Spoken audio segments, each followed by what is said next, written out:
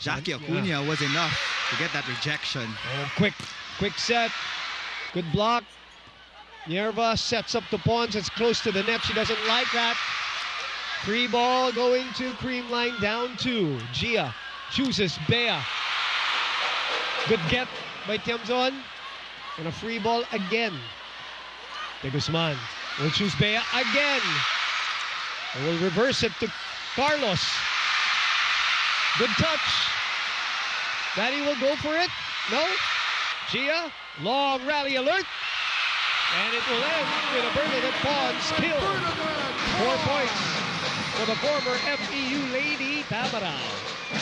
Kailangan tsagain talaga ng Creamline because Signal is a pesky team when it comes to floor defense.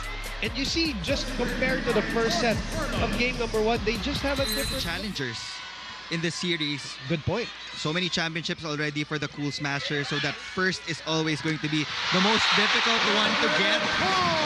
But so far, they're right on track. Dahil dikit na dikit ang ating first set. You don't want it easy, right? You want to earn it. And there's no better way to earn it than go to the 10-time champs. Double sub for Coach Sherwin.